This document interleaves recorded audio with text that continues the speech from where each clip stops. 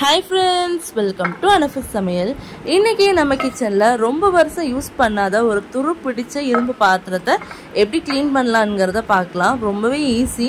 பல வருஷம் இந்த பாத்திரத்தை யூஸ் பண்ணவே இல்ல. இப்படி இருக்கிற பாத்திரத்தை இந்த மாதிரி சூப்பரா துருவெல்லாம் நீக்கி க்ளீன் பண்ணி ரெடி பண்ணி வச்சிருக்கேன். ஒரு சிம்பிளான மெத்தடை யூஸ் பண்ணி தான் இத க்ளீன் பண்ணிருக்கேன். சோ அதை எப்படி க்ளீன் பண்ணனும்ங்கறத இந்த வீடியோல பார்க்கலாம். இந்த குழி பணியாரக்கல் இரும்பு சட்டியை வந்து கிட்டத்தட்ட யூஸ் பண்ணி ஒரு 10 வருஷத்துக்கு மேல ஆயிடுச்சு. இது யூஸ் பண்ணாம அப்படியே போட்டனால ரொம்பவே துரு பிடிச்சு போச்சு. இதை வந்து தூக்கி போடுறதுக்கும் மனசு இல்ல. நீங்க புதுசா ஒரு இரும்பு பாத்திரத்தை வாங்கும்போது ரேட் ரொம்பவே அதிகமா இருக்கும். அதுவே நீங்க எடைக்கு போடும்போது ரொம்பவே கம்மியா தான் போகும். சோ இந்த இரும்பு சட்டியை வந்து சூப்பரா க்ளீன் பண்ணி எப்படி மெயின்டைன் பண்ணி யூஸ் பண்ணலாம் அப்படிங்கறத இந்த வீடியோல பார்க்க போறீங்க. முதல்ல இந்த துரு பிடிச்ச இந்த இரும்பு பாத்திரத்தை வந்து லைட்டா வாஷ் பண்ணிட்டு நீங்க என்ன சோப் யூஸ் பண்றீங்களோ பாத்திரங்கள் வரதுக்கு அதை யூஸ் பண்ணி நல்லா கம்பி நாரை போட்டு நல்லா முதல்ல தேய்ச்சி விட்டுருங்க. தேய்ச்சி நல்லா கழுவுங்க.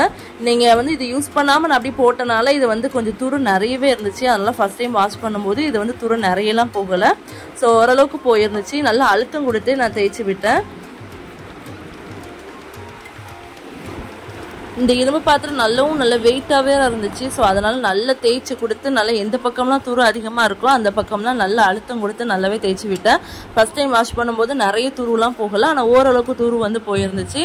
இதுக்கப்புறம் நம்ம பண்ண போற ஸ்டெப்ல வந்து ஃபுல் துருமே போயிடும். இரும்பு பாத்திரத்தை நல்லா சோப் போட்டு கழுவியாச்சு. ஆனாலுமே கொஞ்சம் துருக்கரை தான் போயிருக்குது. உங்களுக்கு வீடியோல பார்க்கும்போது நல்லாவே தெரியும். நம்ம அழுத்தம் கொடுத்து தேய்ச்சுமே இந்த அளவுக்கு தான் துருக்கரை வந்து போயிருக்கு. இன்னுமே நிறைய துருக்கரை இருக்கு. ஸோ இதுல வந்து ஒரே ஒரு இன்கிரீடியன்ட் யூஸ் பண்ணி அவ்வளோ துருக்கரையுமே போக்கிடலாம். ஸோ வாங்க அதை எப்படி பண்ணலான்னு பார்க்கலாம். இப்போ கழுவி வச்சிருக்கிற அந்த இரும்பு பாத்திரத்தை வந்து ஒரு கேஸ் ஸ்டவ்ல வச்சு ஸ்டவ் ஆன் பண்ணிக்கோங்க. கல் வந்து நல்ல ஹீட் ஆகணும்.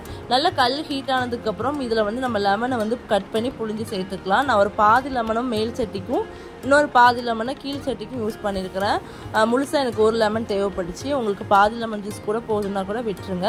லெமன் ஜூஸை நல்லா சட்டியில் நல்லா புழிஞ்சு விட்டுட்டு அதை தோலை வச்சு நல்லாவே நம்ம தேய்ச்சி விட்டுக்கலாம்.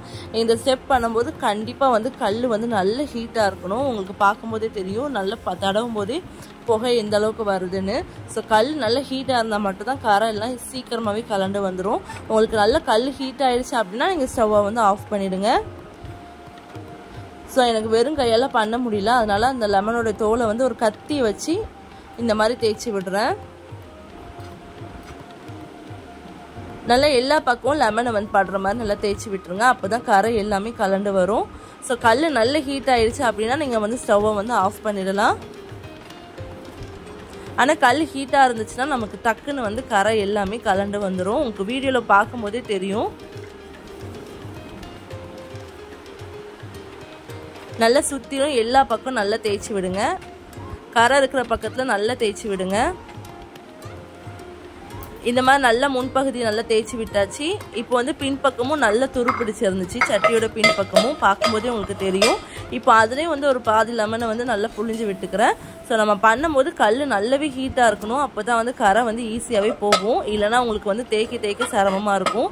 கல் ஹீட் ஆகிடுச்சு அப்படின்னா டக்குன்னு வந்து கரை எல்லாமே கலண்டு வந்துடும். எனக்கு வந்து இந்த சட்டி வந்து ரொம்ப யூஸ் பண்ணாமல் ரொம்ப வருஷம் ஆனதுனால பயங்கரமாக துரு பிடிச்சிருந்துச்சு. அதனால இதில் இன்னொரு இன்க்ரீடியன்ட்டுமே நான் சேர்த்துருக்கிறேன். ஆனால் நீங்கள் லெமன் மட்டும் யூஸ் பண்ணாலே போதும். இரும்பு கரை எல்லாமே போயிடும். ரொம்ப உங்களுக்கு துரு பிடிச்சிருக்கு அப்படி போகலை அப்படிங்கிற போது நீங்கள் வந்து இந்த இன்க்ரீடியன்ட்டும் யூஸ் பண்ணிக்கலாம். நல்ல ஓரம் கைப்பிடி எல்லா பக்கமும் லெமனை வந்து நல்லா தேய்ச்சி விட்டுருங்க. முன்பக்கம் பின்பக்கம் சட்டியில் உள்ள எல்லா இடுக்குகளையும் நல்லா லெமன் படுற மாதிரி நல்லா தேய்ச்சி விட்டாச்சு.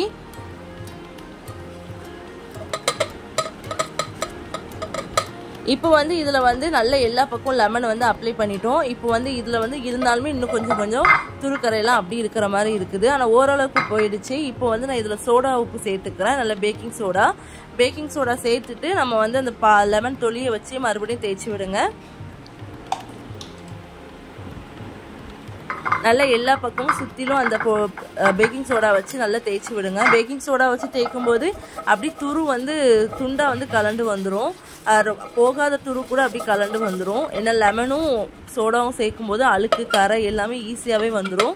நமக்கு அந்த இரும்புடைய துரு வாடையுமே இருக்காது இந்த ஸ்டெப் பண்ணும்போது. பின்பக்கமும் அதே மாதிரி நான் வந்து பேக்கிங் சோடா கொஞ்சம் அப்ளை பண்ணிவிட்டு அதுக்கப்புறம் லெமன் தொலியை வச்சு நல்லா ஃபுல்லாக தேய்ச்சி விட்டுக்கிறேன். இந்த ஸ்டெப் பண்ணும்போது நல்லா துருப்பிடிச்சிருக்கிற கரை கூட நம்ம தேய்ச்சி விடும்போது ஈஸியாகவே கலண்டு வந்துடும். இப்போ வந்து இந்த எல்லாத்தையும் அப்ளை பண்ணி எடுத்தாச்சு. இப்போ இதை வந்து நல்லா வாஷ் பண்ணி காட்டுறேன். வாஷ் பண்ணும்போது துரு எல்லாம் எப்படி போகிறது வந்து நீங்கள் உங்களுக்கே வீடியோவில் பார்க்கும்போதே தெரியும். ஃபஸ்ட்டு வீடியோவில் காட்டின சட்டிக்கும் இப்போ இருக்கிற சட்டிக்குமே வித்தியாசம் உங்களுக்கு நல்லாவே தெரியும். இரும்பு சட்டியை பொறுத்த வரைக்கும் நம்ம மெயின்டைன் பண்ணுறதுல தான் இருக்குது. நம்ம மெயின்டைன் பண்ணாமல் அப்படியே போட்டுட்டிங்க அப்படின்னா துரு வந்து கண்டிப்பாக பிடிக்கும் இரும்புனால. ஸோ இரும்பு பாத்திரத்தை வந்து நம்ம கொஞ்சம் மெயின்டைன் பண்ணிகிட்டே இருந்தோம்னா அதோட லைஃபும் நல்லாயிருக்கும், துரு எதுவுமே பிடிக்காமல் நல்லாவே இருக்கும். இதுக்கப்புறம் மறுபடியும் நான் சோப்பு நாரை போட்டு நல்லா தேய்ச்சி விட்டு கழுவி எடுத்துக்கிறேன். ஃபர்ஸ்ட் டைம் பண்ணும்போது கூட நமக்கு வந்து துரு அந்தளவுக்கு போகலை. இப்போ செகண்ட் டைம் வாஷ் பண்ணும்போது துருக்கரை எல்லாமே நல்லாவே கலண்டு வருது. ஏன்னா நம்ம பேக்கிங் சோடா லெமன்லாம் யூஸ் பண்ணியிருக்கிறனால அந்த கரை எல்லாமே எப்படி வருது பாருங்கள். இப்போ ஃபுல்லாகவே துருக்கரை எல்லாமே போயிடுச்சு. இப்போ இதை நல்லா வாஷ் பண்ணிவிட்டு இதை தொடச்சி எடுத்துக்கலாம். பாருங்கள் எல்லா துருக்கரையுமே சூப்பராக போயிடுச்சு. இப்போ வந்து இதை நல்லா தொடச்சி எடுத்துக்கோங்க. ஈரம் எது எல்லாமே நல்லா தொடச்சி எடுத்துக்கோங்க. இரும்பு பாத்திரம் வந்து எப்பவுமே வந்து எண்ணெய் பிசுப்போட இருக்கணும். அப்போ தான் வந்து நமக்கு துருக்கரை எதுவுமே சீக்கிரமே பிடிக்காது. யூஸ் பண்ணுறதுக்கும் அந்த இரும்பு வாடை எதுவுமே இருக்காது. நீங்கள் இரும்பு பாத்திரத்தை அப்படியே வச்சுட்டே இருந்தீங்கனாலும் துரு பிடிக்கும், அதோட இரும்பு வாடை அந்த மாதிரி இருந்துக்கிட்டே இருக்கும். இந்த மாதிரி நல்லா சமைச்சு முடிச்சுட்டு நீங்கள் வாஷ் பண்ணிவிட்டு தொடச்சிட்டு லைட்டாக ஆயில் அப்ளை பண்ணி வச்சிட்டிங்க அப்படின்னா துருவே பிடிக்காது, இரும்பு வாடையுமே வராது. கண்டிப்பாக ட்ரை பண்ணுங்கள். இப்போ வாஷ் பண்ணி எடுத்து வச்சு அந்த பாத்திரத்தையும் நல்லா தொடச்சி எடுத்துட்டு சுற்றிலும் வந்து எண்ணெயை வந்து அப்ளை பண்ணிக்க போகிறேன். இதை நல்ல எண்ணெய் தேய்ச்சி வச்சிட்டிங்க அப்படின்னா இது சுத்தமாக துரு பிடிக்கவே பிடிக்காது. யூஸ் பண்ணுறதுக்குமே கொஞ்சம் நல்லா இருக்கும். இது ரொம்ப வருஷமாக நான் யூஸ் பண்ணவே இல்லை, அப்படியே தூக்கி போட்டனால அது பரன்லேயே இருந்தனால இதில் வந்து பணியாரம் எல்லாம் ஊற்றுறதுக்கு வந்து கொஞ்சம் வந்து கஷ்டமாக தான் இருக்கும் ஃபஸ்ட் டைம் பண்ணும்போது. இது நீங்கள் புதுசாக ஒரு இரும்பு சட்டி வாங்கும் போது எப்படி பழக்குவீங்களோ அந்த மாதிரி பழக்கிக்கோங்க. எண்ணெய் அப்ளை பண்ணி வச்சுட்டு அதுக்கப்புறம் வந்து இதை வந்து நான் சீசனிங் பண்ணிக்க போகிறேன். இது ரொம்பவே சிம்பிள் தான். இதை சீசனிங் பண்ணுறது ரொம்ப பெரிய விஷயம்லாம் கிடையாது. சிம்பிளான மெத்தட் யூஸ் பண்ணி தான் உங்களுக்கு நான் சீசனிங் பண்ணி காட்ட போகிறேன். ஸோ இப்போ இரும்பு சட்டி வந்து சூப்பராக ரெடி ஆகிடுச்சு. இப்போ வந்து இந்த இரும்பு கல்லை வந்து நம்ம பழக்கி எடுத்துக்கலாம். அதுக்கு வந்து ஸ்டவ் ஆன் பண்ணிட்டு இரும்பு கல்லில் கொஞ்சமாக ஆயில் அப்ளை பண்ணிக்கோங்க. எல்லா குழிலையும் வந்து ஆயில் சேர்த்துட்டு இதில் கொஞ்சமாக வெங்காயத்தை சேர்த்துட்டு இதை நல்லா வந்து ஃப்ரை பண்ணி எடுத்துக்கோங்க. இந்த வெங்காயம் வந்து நல்லா ஃப்ரை ஆகணும். நல்லா ஒரு முருவி வந்ததுக்கப்புறம் நம்ம வந்து இதை எடுத்துடலாம். வெங்காயத்தை சேர்க்கும் போது கண்டிப்பாக வந்து நம்ம இரும்பு சட்டியில் பணியாரம் வந்து ஒட்டாமல் வரும். நீங்கள் புதுசாக வாங்குகிற தோசைக்கல், கடாய், இந்த மாதிரி குழிப்பணியார கல் எல்லாம் இரும்பில் வாங்குறீங்க அப்படின்னா இந்த மெத்தடை யூஸ் பண்ணி பாருங்கள். கொஞ்சம் கூட வெட்டாமல் நான்ஸ்டிக்கில் வர்ற மாதிரி ஈஸியாகவே வரும். இப்போ வெங்காயம்லாம் நல்லா பொரிஞ்சிட்டு இதை வந்து நம்ம எடுத்துடலாம். இன்றைக்கி வந்து இந்த கல்லில் வந்து நான் வந்து முட்டை தான் ஃப்ரை பண்ணி எடுத்துக்க போகிறேன். அதுக்கு 2 முட்டையை உடச்சி சேர்த்துருக்குறேன். வெங்காயம், கொஞ்சமாக மிளகு சீரகத்தூள், அப்புறம் வத்தத்தூள், உப்பு, அதுக்கப்புறம் வந்து பால் கொஞ்சமாக சேர்த்துட்டு இதை நல்லா அடித்து எடுத்துக்கிறேன். இப்போ இந்த முட்டையை வந்து நான் பணியாரக்கல்லில் ஊற்றி தான் சுட்டு எடுத்துக்க போகிறேன். இப்போ நம்ம எண்ணெயில் ஃப்ரை பண்ணி வெங்காயத்தெல்லாம் எடுத்துகிட்டு மறுபடியும் வாஷ் பண்ணிவிட்டு அதுக்கப்புறம் தொடச்சி எடுத்து வச்சுருக்கிறேன். இப்போ வந்து கொஞ்சமாக ஆயில் சேர்த்துட்டு நம்ம வந்து முட்டையை வந்து சேர்த்துக்கலாம். எல்லா குழிகளையும் ஆயில் சேர்த்துட்டு நம்ம வந்து அடித்து ரெடி பண்ணி வச்சுருக்கிற முட்டையை வந்து ஊற்றிக்கோங்க. நாங்கள் சின்ன பிள்ளையாக இருக்கும்போது எங்கள் அம்மா இந்த பணியாரக்கல்லில் தான் முட்டையெல்லாம் ஃப்ரை பண்ணி கொடுப்பாங்க. மூளை முட்டை எல்லாமே இதில் தான் ஃப்ரை பண்ணி தருவாங்க. அது மூளை முட்டைனே தெரியாது, அந்தளவுக்கு சூப்பராக டேஸ்ட்டாக இருக்கும். இப்போ இந்த கல்லை ரெடி பண்ணி நான் ஃப்ரை பண்ணும்போது எனக்கு அந்த ஞாபகம் தான் வந்துச்சு.